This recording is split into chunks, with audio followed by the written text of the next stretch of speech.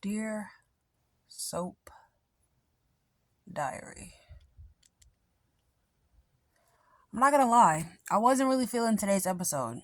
To tell you the truth, I really wasn't. I just wasn't. It wasn't it. It wasn't. Mm. I feel like after this week of good episodes, it kind of, I wouldn't say it fell flat, and not every episode is gonna be amazing. Not every episode is gonna be incredible, but just wasn't feeling it. They had Anna in her apartment today talking on the phone about some warrants and stuff. And then Gio and Emma walk in, and basically they decide that they need to set up some schedules and stuff about how to take care of the dog out back. Dante comes by. He has an awkward conversation with Gio. He talks about his situation with Rocco. Rocco wanted to meet, Rocco talking to Obrecht and all that extra stuff. Joss has a scene about the WSB or whatever. It's still not believable to me that she's in the WSB.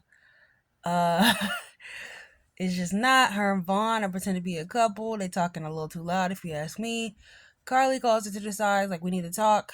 Anna told me that basically something fishy about Vaughn, and I want to know how well you know him. She's like, we're not serious. It's okay, Mom. Everything's good.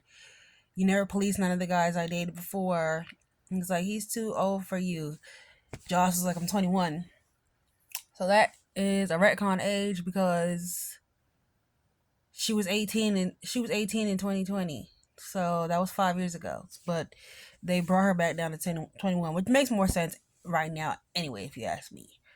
I don't know how old Trina's supposed to be. I'm guessing she's supposed to be 21 as well. Even though I feel like we saw her celebrate her 23rd birthday this year. Who knows? Yeah.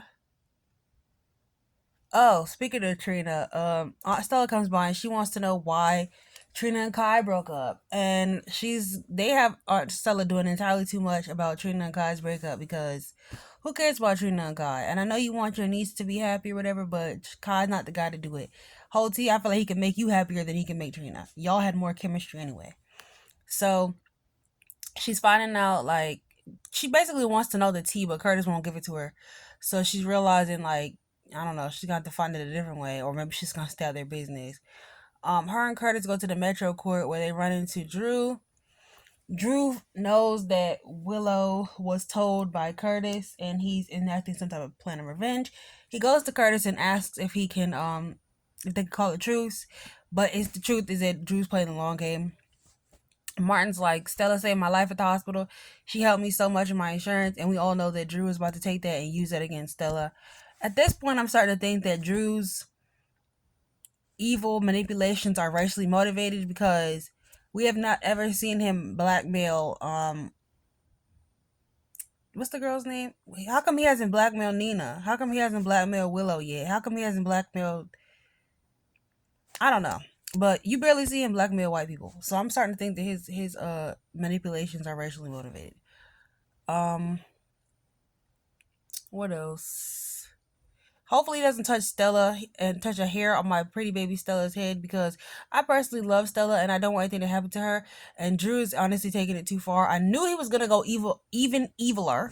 So I don't even know why. Just get him off the show. Everything just seems like it's a reason to keep Cameron Matheson entertained and occupied. Go send him back to Hallmark Channel. We sick of it. Anyways, Emma has a scene with the lifeguard boy, which is the son of Dante in Brooklyn, Gio. And she's basically like, I have the keys and I don't want Vaughn to know. They have an awkward run-in.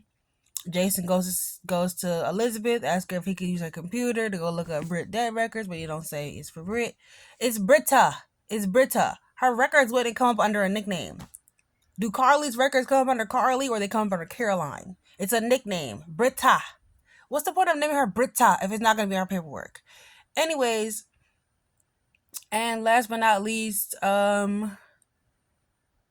they have a conversation. Wiley's parents, what's their names? Michael and Willow. Willow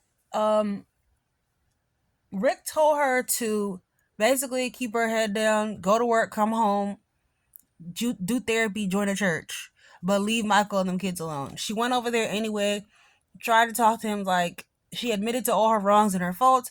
Michael told her that Drew was the one that set it up in Germany so they wouldn't see each other, and she realized just how deep Drew's manipulations go.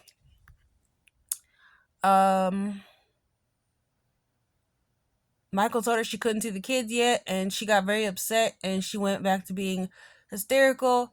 She came all the way home, told Elizabeth, and was like, basically, Rick was right. I should have left them alone. Yeah, he said that.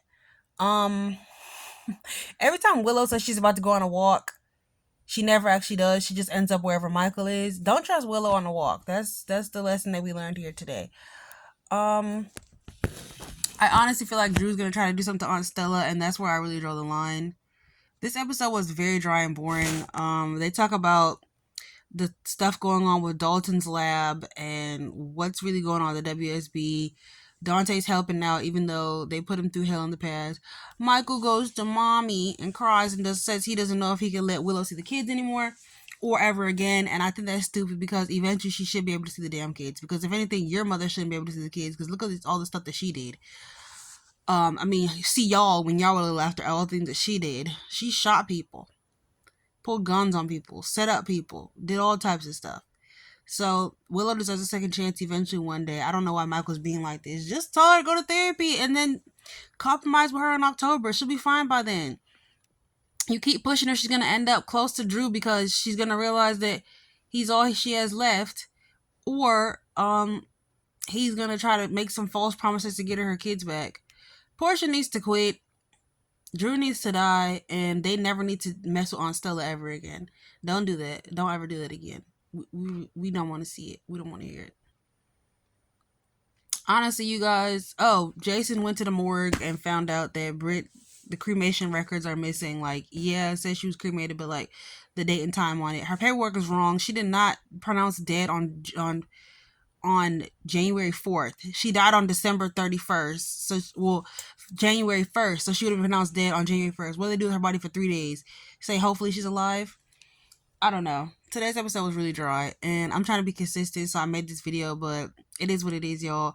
Love you guys, and hope that tomorrow's episode is better. If not, I don't know what I'm gonna do. Sincerely, Soap Diary. I'm just scrabbling at this point. Bye, y'all.